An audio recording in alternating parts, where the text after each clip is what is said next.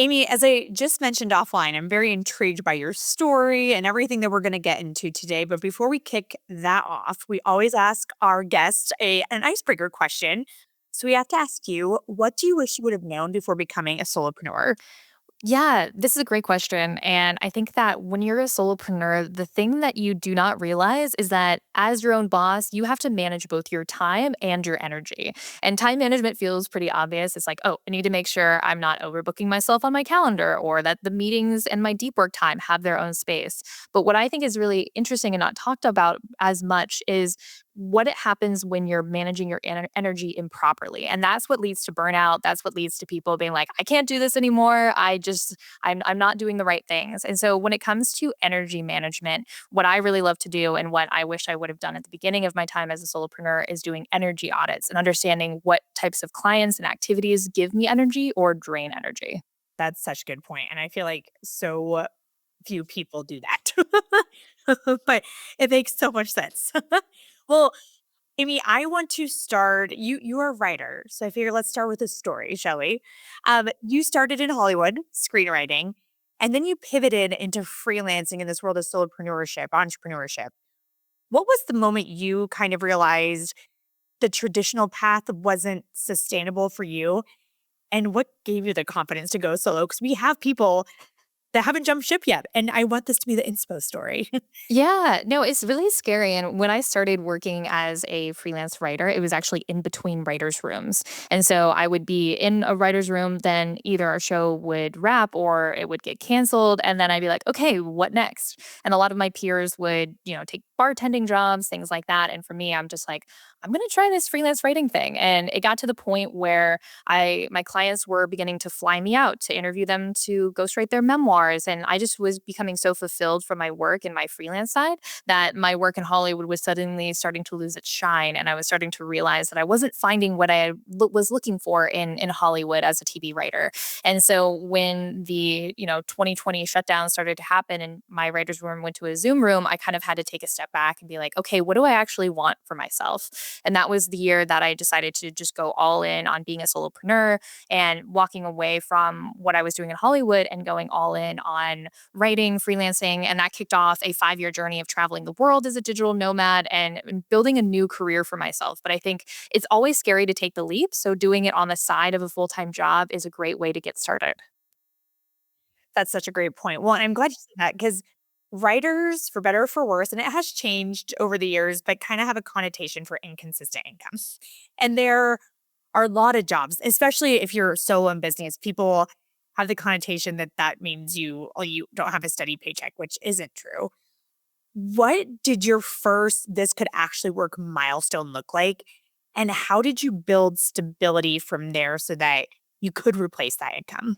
Yeah, it was just being in between writers' rooms and starting to see that I was out earning my primary day job through and it was crazy because it's like I would be at a coffee shop before going into a writer's room, working on a client deliverable, coordinating when they were gonna fly me out to interview them or when I would go and see them for something else. And then I would walk out of that coffee shop and into my writer's room job and the pay that I was getting per hour would immediately drop. And I'm like, oh wait, I think that the thing that's valuing me is the thing I'm doing in my free time. Like this is actually something that I can switch my focus on and I'll actually be happier and I'll actually be able to have time to then invest in my creative work and write my own books outside of my freelance work as well. And so I think for me it was just starting to see the freelance work start to grow. And I think for anybody who's trying to figure out, okay, when is the moment that I quit? It's when you start to realize that you're out earning your day job and that it feels like that the momentum is building because up until that point when you're just trying to figure out what do I like to do as a solopreneur,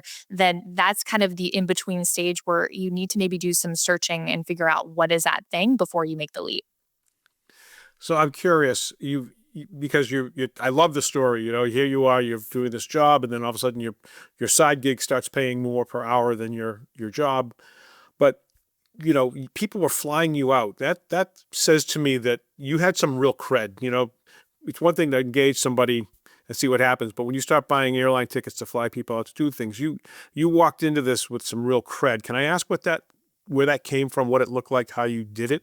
Yeah, it's not as much credibility as you would think. It was just I went to USC for film school for my degree. So that was part of the cred of just being like, I went to USC for film school and here's my portfolio of pieces that I've written. And so but I've seen that a lot of writers that I work with in my community at Make Writing Your Job, which is Substack I run, start with very little to no cred. And the way that they change the perspective of the client to get them to say yes is by changing the positioning and their how they create their portfolio samples and present their portfolio samples. We recently did a rate transparency report where we interviewed over 100 writers about how much they earn and what were the things that allowed them to earn more. And in 2025, the biggest piece of advice that our writers gave for earning more that worked for them was positioning and portfolio. And so positioning can mean a lot of different things, but you don't have to have the fanciest credentials to change the positioning of how clients and why clients should work with you. Can we say that means like niching onto something very specific that will resonate with a smaller group of people? Yeah, Great. it could be niching. It also could be a variety of different ways of how you describe your experience. And so any copywriter knows that it's not just about what the thing is, but how you sell it. And so as somebody who I started off doing copywriting as well, like that's something to really think about how you're positioning yourself to clients or to customers. Mhm. Well, I like how you low key mentioned your Substack, make writing your job because it's now one of the top business Substacks. And correct me if I'm wrong on that. But one, can you first explain to listeners what a Substack is if they're not super familiar with it? And then what did you focus on first when building that community, whether it be content, consistency, or connection or whatever? Yeah, I love Substack. I think it's kind of this really unique platform. And basically, it supports paid newsletters for creators who are writers, astrologists, people who are expats in other countries. There's so many lovely people who are making an income writing through this paid newsletter platform. And what I did getting started with Make Writing Your Job is I just started to write articles about what it takes to be a freelancer. And one of the things that we added about a year ago is our writing job board. And so we share listings for different freelance writing jobs, pitch opportunities, grants, residencies, and contests, and help writers get connected. And I've also helped a lot of my freelance clients who are working on their memoirs get on Substack because Substack's a great place to also workshop different memoir content or things that you're working on. So if you're a solopreneur, if you're a creative person, it's kind of a great way to start like a paid newsletter to workshop and see what your audience is really liking and what they will pay for. Yeah, I love that. And it's funny because this is episode 200 and something, something. And you are the first person to mention Substack. Like, I Yeah. don't think, Joe, another guest talk about it? I can't think of anybody that's mentioned Substack. I mean, well, I know about it, but yeah, I don't think it's come up on the podcast. Well, so for people who are listening and they're like, "Ugh, another platform. I have got another platform." Why does Substack stand out to you as both a community builder and a revenue stream? Yeah, so it's really kind of just started to really fire up I think it is because of two things. One, it kind of has this interesting position in culture and legacy. So Charlie XCX and both Margaret Atwood are on the platform publishing, and there's such a diversity of opinions and types of people. The New Yorker just joined, so it's kind of this interesting place where there's a lot of cool voices, but not just the people who are on the top of these pillars are the ones who are making a great living on Substack. Right now we're kind of in the early days of Substack as a platform where it's kind of like the early days of TikTok or YouTube where new writers with no clout can get more kind of organic exposure from the algorithm and from their social media platform Substack nodes. And I like it because they take 10% of your earnings but they don't charge you a fee. So if you're a brand new writer and you can't pay for podcasting tools, if you can't pay for website hosting, then Substack will give that to you for free, and then they'll just take a percentage of your paid subscriptions when you turn those on. And so it's kind of a cool model because they're incentivized where they don't get paid until you get paid, and they have a lot of good growth features that I've been loving.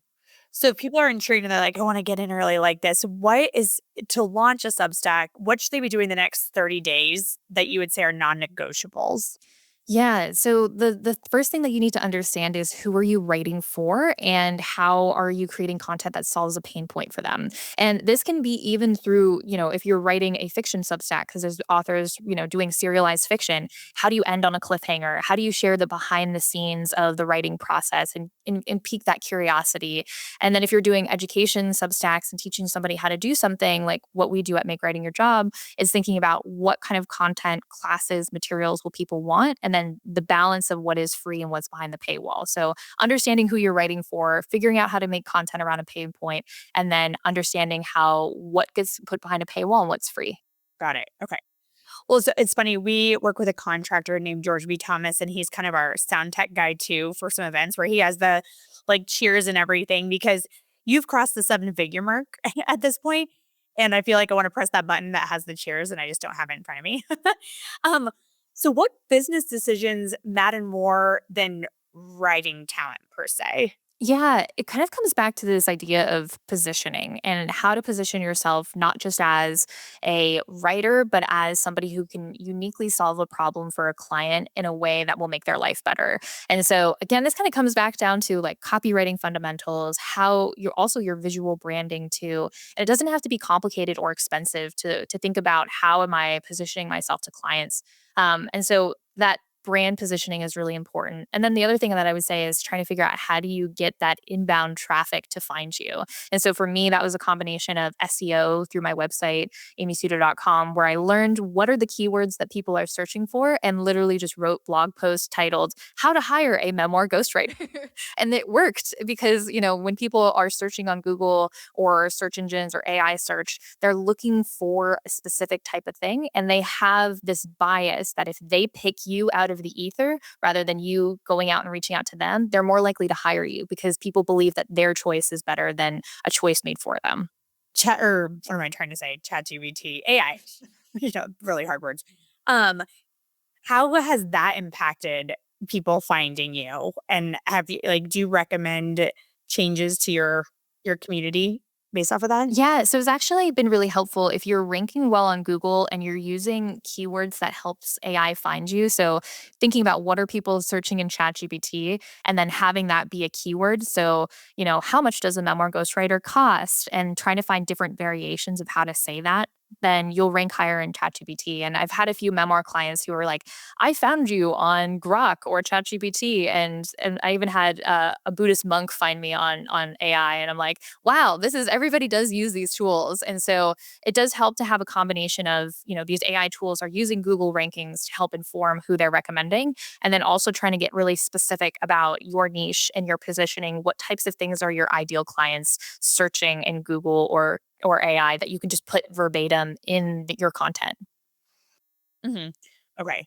Well, so let's circle back to the making money component. Like we just said, you hit the 7-figure mark. A lot of solopreneurs underprice their work because they're scared.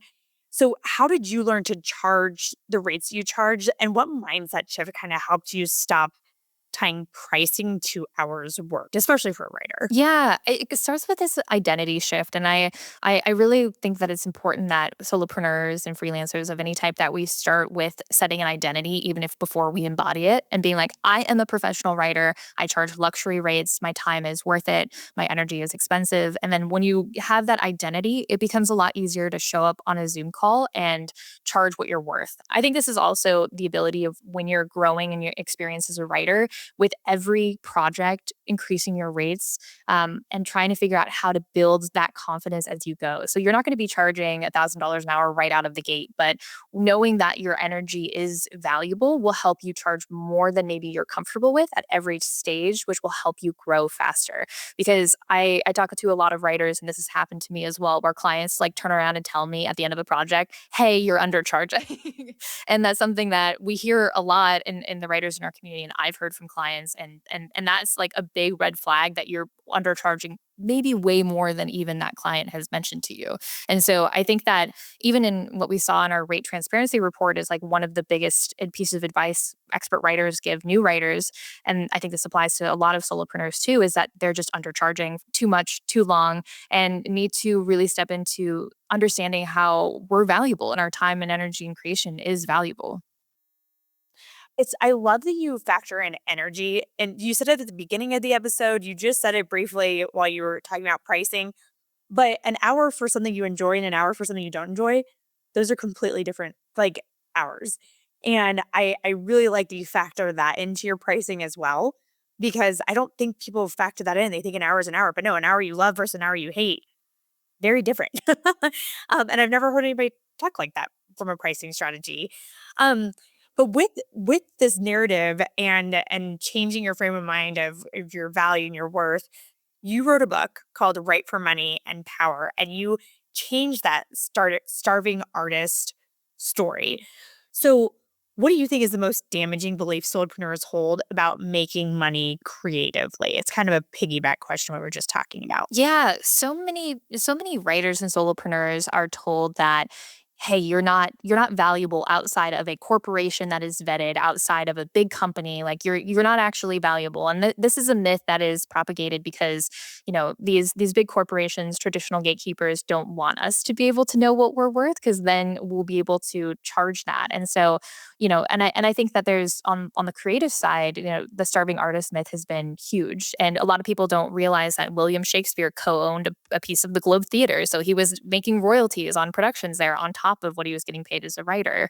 And I think that when it comes to being a solopreneur and understanding how to step into confidence of what you're charging for a product or your raise, is understanding that you are valuable on a mindset shift, and then also understanding product market fit of the services that you're offering and the clients that you're serving, and understanding coming from a place of I solve important problems for people and therefore I should be able to charge more for that.